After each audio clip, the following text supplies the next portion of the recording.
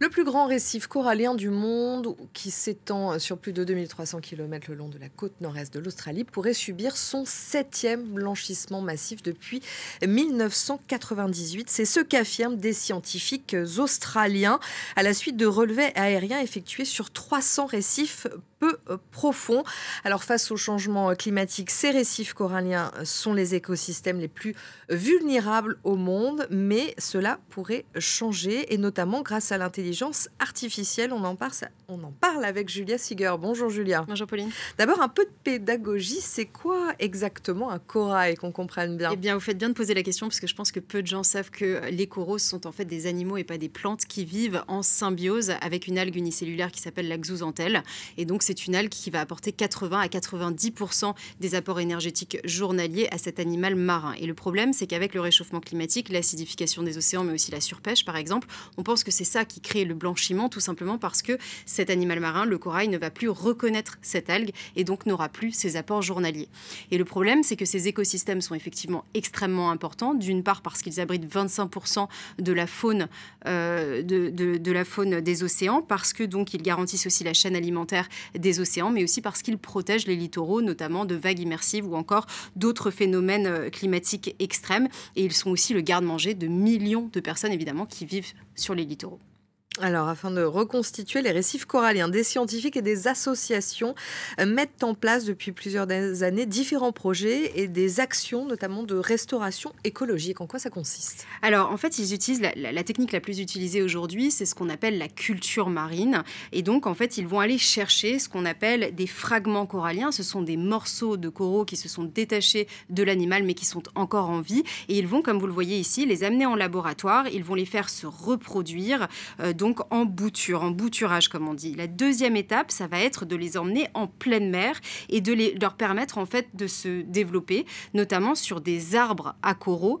Donc vous allez le voir ici, ce sont des arbres qui sont donc vraiment en pleine mer et qui permettent de faire pousser ces coraux. Donc Alors, c'est assez impressionnant. Voilà, on a l'impression d'être dans une ferme, enfin dans une forêt cette fois-ci de corail. Et la dernière étape, ça va être donc de les replacer sur les barrières de corail. Et là, on va donc utiliser des structures un peu différentes. Il peut y avoir des structures en métal, par exemple, comme vous le voyez ici. Des structures aussi en béton, en pierre, en béton écologique, pour pouvoir leur fournir en fait un substrat simple. Alors, ce qui est intéressant par rapport à ces coraux en particulier, c'est qu'ils ont survécu à une première vague de chaleur. Donc, ils sont plus résilients aux vagues de chaleur marine par un procédé de mémoire cellulaire. Donc, l'espoir, c'est qu'ils vont pouvoir, sur d'autres vagues marines, pouvoir mieux résister que cette première génération de coraux. Alors pour l'instant, on sait que ça marche relativement bien. Vous allez le voir sur ces images, la différence, un montage qui a été fait pour voir la différence entre là, vous avez vu la barrière de corail qui était complètement morte, et là, la vie qui reprend littéralement le dessus avec la faune qui justement revient dans cette barrière de corail. Il y a aussi, évidemment, elle peut contribuer d'une manière inédite à sauver les coraux. Alors, expliquez-nous. Alors là, l'IA, ce qui s'est passé, c'est qu'une start-up qui s'appelle donc Coral Reef Soundscape AI a développé une IA, lui a appris à écouter ce qu'on appelle le chant des coraux, parce que comme je vous le disais, il y a 25% des espèces marines qui se nourrissent dans ces barrières de corail, donc ça fait énormément de bruit. Et donc cette IA, elle va écouter ce chant des coraux, le bruit qui est fait, et identifier des signaux faibles, savoir si ce niveau sonore baisse. Je vous propose tout de suite d'écouter justement la différence entre une barrière de corail en bonne santé et une barrière de corail qui a blanchi.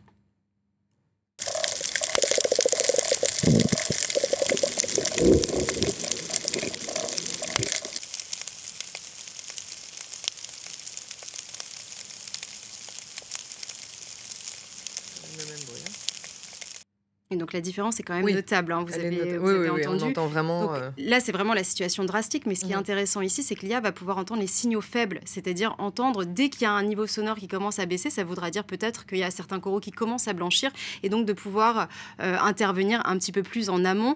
On l'appelle aujourd'hui, ce logiciel, le Shazam des coraux, donc, pour justement reconnaître. En référence à Shazam pour la musique. Exactement. Donc voilà, on peut shazamer aujourd'hui les coraux grâce à l'intelligence artificielle. Merci beaucoup, Julia, pour votre chronique. On en a appris pas mal aujourd'hui, et notamment, je pense que tout le monde ne sait pas en effet qu'un corail, c'est un animal. Effectivement. Donc